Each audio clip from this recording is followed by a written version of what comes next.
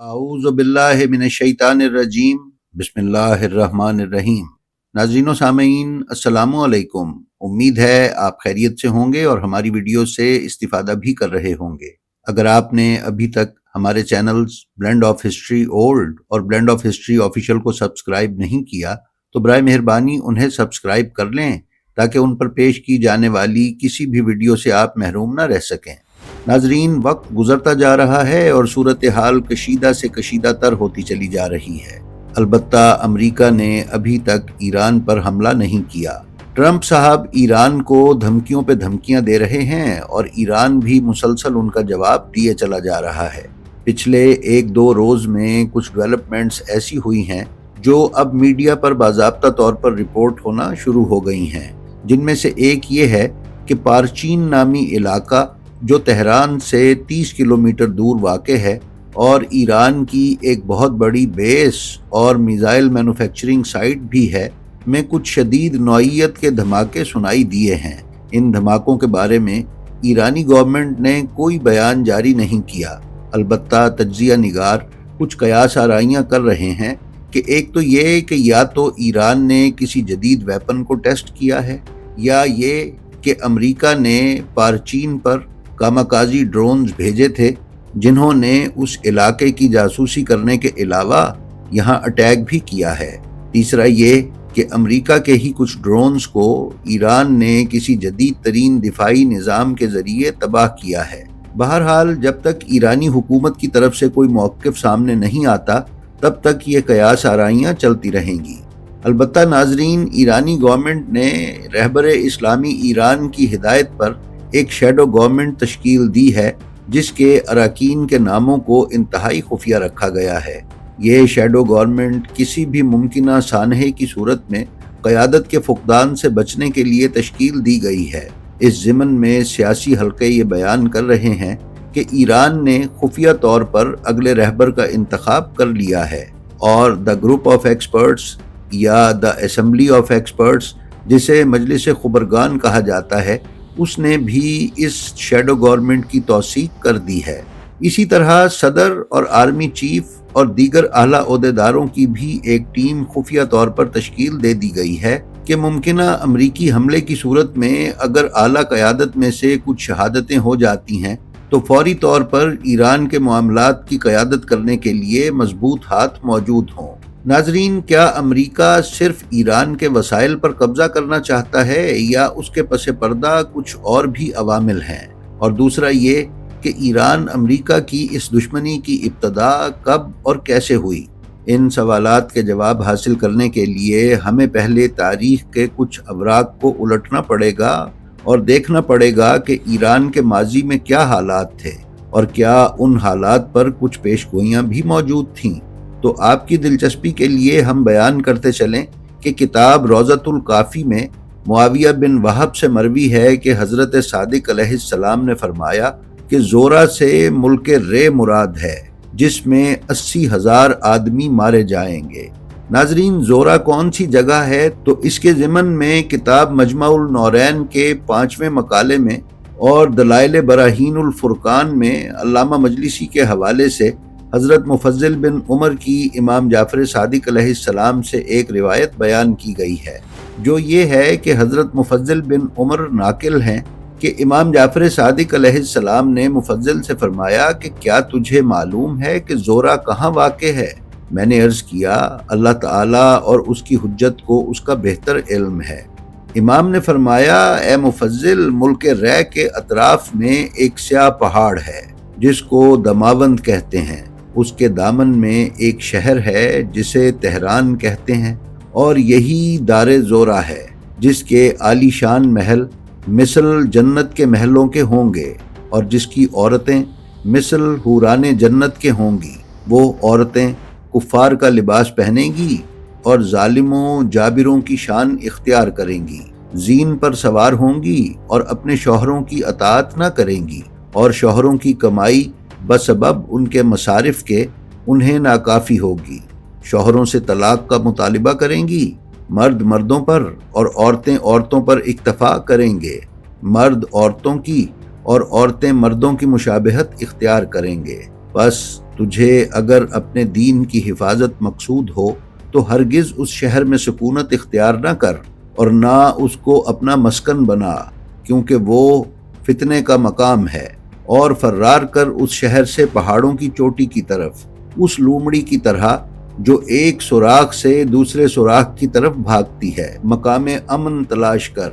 ناظرین، کتاب مناقب العطرت میں علامہ ابن فہد حلی رحمۃ اللہ علیہ نے حدیقہ یمانی اور جابر بن عبداللہ انصاری سے روایت کی ہے، جس کو کتاب دلائل براہین العرفان میں حجت الاسلام شیخ ابو الحسن نجفی مرندی نے نقل کیا ہے کہ فرمایا حضرت پیغمبر اکرم صلی اللہ علیہ وآلہ وسلم نے کہ شورائے کبریٰ اور شورائے صغریٰ کے متعلق میری امت کے لیے ویل ہے، ویل ہے۔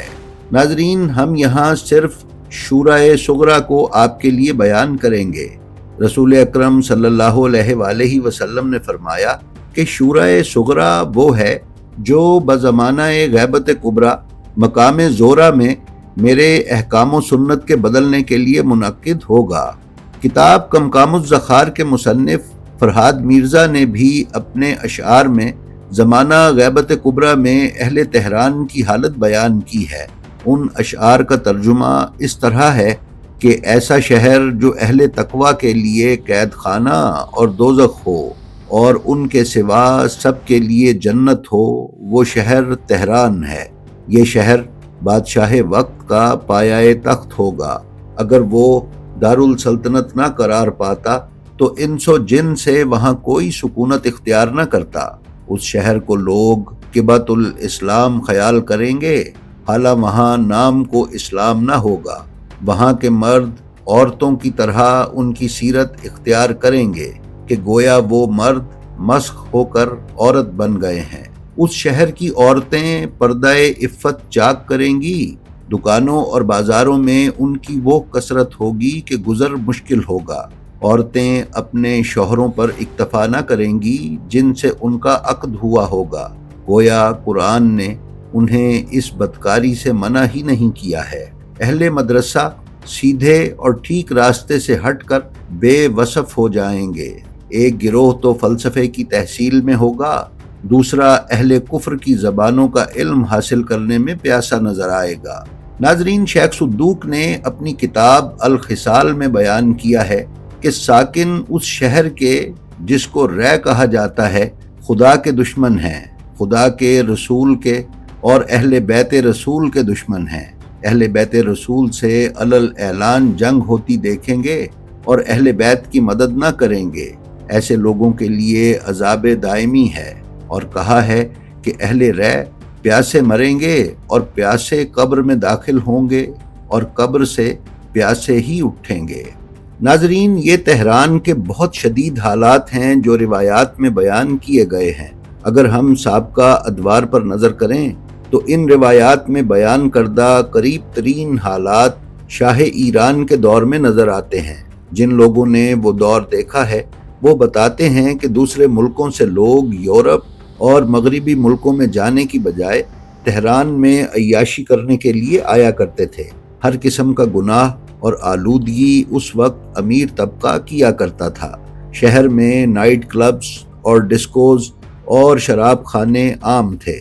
پھر 1979 میں خمینی صاحب کی قیادت میں انقلاب آ گیا اور شاہ ایران کو ملک چھوڑ کر فرار ہونا پڑا، جس کے لیے کتابوں میں جو روایات بیان کی گئی ہیں وہ یہ ہیں کہ کتاب علائم الظہور میں بیان کیا گیا ہے کہ اہل عجم کے 2 گروہ ہو جائیں گے، ان میں بہت خونریزی ہوگی، فقہا کم ہو جائیں گے، قتل زیادہ ہوگا، بادشاہ عجم معزول ہوگا اور بادشاہ اسلام کافر بادشاہ کی پناہ حاصل کرے گا۔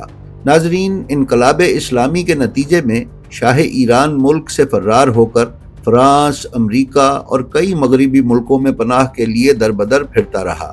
روایت میں بیان کردہ یہ علامت کہ اہل عجم کے 2 گروہ ہو جائیں گے انقلاب کے سلسلے میں پوری ہوتی نظر آئی کہ جہاں شاہ کے حامی اور انقلاب اسلامی کے حمایتی 2 گروہوں میں تقسیم ہو گئے، اور یہ تقسیم ایران کے حالیہ فسادات اور مظاہروں میں بھی نظر آئی۔ کتاب علائم الظہور میں ہی شاہ ایران کی یہ علامت بھی بتائی گئی کہ سلطنت ایک لڑکے پر ختم ہوگی۔ اس لڑکے کی خصوصیات کے ضمن میں ابن شہر آشوب نے کتاب مناقب میں جناب امیر علیہ السلام کا قول نقل کیا ہے کہ اس لڑکے کی پنڈلیاں پتلی اور زرد ہوں گی اور اس کا نام احمد ہوگا۔ ناظرین، شاہ ایران کا نام محمد رضا شاہ پہلوی تھا۔ احمد اور محمد میں کوئی خاص فرق نہیں ہے۔ پچھلے زمانوں میں لکھی جانے والی کتابوں میں کاتبین کی غلطیوں کی بھرمار ہوا کرتی تھی۔ ناموں کا تبدیل ہو جانا کوئی بڑی بات نہیں تھی۔ عین ممکن ہے کہ لفظ محمد کسی کاتب کی غلطی کی وجہ سے احمد لکھا گیا ہو۔ ناظرین، ہم نے ویڈیو کے شروع میں آپ سے یہ گزارش کی تھی کہ ایران امریکہ دشمنی کی کچھ وجوہات ہیں۔ یہ وجوہات بنیادی طور پر 3 ہیں، جن میں سے نمبر 1 یہ ہے کہ شاہ ایران کو امریکہ کی پشت پناہی حاصل تھی۔ امریکہ کسی صورت یہ نہیں چاہتا تھا کہ شاہ ایران کی حکومت ختم ہو اور ایران میں کوئی ایسا نظام نافذ ہو جائے جو اس خطے میں امریکی مفادات کے خلاف ہو۔ تاہم اسلامی انقلاب کو CIA کی تاریخ کی سب سے بڑی نااہلی گردانا جاتا ہے۔ CIA جو انٹیلیجنس رپورٹس اس وقت مرتب کرتی رہی، ان کے مطابق ایران میں انقلاب آنے اور شاہ کی حکومت جانے کے کوئی آثار نہیں تھے۔ جب ایران میں انقلاب آیا تو امریکی تھنک ٹینک سر جوڑ کر بیٹھ گیا کہ یہ سب کچھ آنن فانن کیسے ہو گیا۔ پھر امریکہ نے یہ پالیسیز بنائیں کہ ایران پر پابندیاں لگا کر اور ہر پلیٹ فارم پر اس کے لیے رکاوٹیں کھڑی کر کے اسلامی حکومت کو کمزور کر کے گرا دیا جائے۔ یہی ایران کی اسلامی حکومت کے ساتھ امریکہ کی دشمنی کا آغاز تھا۔ تب سے لے کر آج تک امریکہ ایران کی ہر پلیٹ فارم پر نہ صرف مخالفت کرتا ہے بلکہ آئے روز پابندیاں بڑھاتا رہتا ہے تاکہ اسلامی حکومت کو کمزور سے کمزور کیا جا سکے، لیکن پچھلے 45 سال سے وہ یہ مطلوبہ نتائج حاصل کرنے میں ناکام رہا ہے۔ حالیہ دنوں میں امریکہ اور اسرائیل نے ایران کے اندر بدامنی پھیلانے میں کلیدی کردار ادا کیا اور یہ پلان بنایا کہ کسی طریقے سے ایران میں ریجیم چینج کیا جائے، جس میں وہ ابھی تک کامیاب نہیں ہو سکا۔ امریکی تھنک ٹینک کے زیر غور رہبر اسلامی ایران کو وینزویلا کے صدر کی طرح ہٹانے کے منصوبے بھی زیر غور ہیں۔ تاہم ایران اور وینزویلا کے حالات میں زمین آسمان کا فرق ہے۔ ایران میں وینزویلا کی طرح ریجیم چینج ہونا کسی بھی صورت ممکن نہیں ہے۔ ناظرین، ایران امریکہ اور اسرائیل دشمنی کی دوسری بڑی وجہ مذہبی ہے۔ اسرائیل مشرق وسطی میں گریٹر اسرائیل کے قیام کا خواہاں ہے۔ یہودیوں کی مقدس کتابوں کے مطابق آخری وقت سے پہلے زمین میں داؤد علیہ السلام کا ظہور ہوگا۔ حضرت داؤد کے ظہور سے پہلے وہ داؤد کی اس بادشاہت کو قائم کرنا چاہتے ہیں جو یہودیوں کے ہاتھ سے چھن گئی تھی۔ اسی لیے وہ اس کا دارالخلافہ یروشلم کو بنا کر وہاں پر ہیکل سلیمانی بھی تعمیر کرنا چاہتے ہیں، اور اس نئی قائم کی گئی گریٹر اسرائیل کی بادشاہت کے حدود اربعہ کو وہ اسی طرح دوبارہ حاصل کرنا چاہتے ہیں کہ جس طرح یہ جناب داؤد علیہ السلام کے دور میں تھا۔ اسی لیے وہ فلسطین، عراق، سعودی عرب کا بہت بڑا حصہ، اردن، مصر اور شام وغیرہ کے علاقوں پر نظر جمائے بیٹھے ہیں۔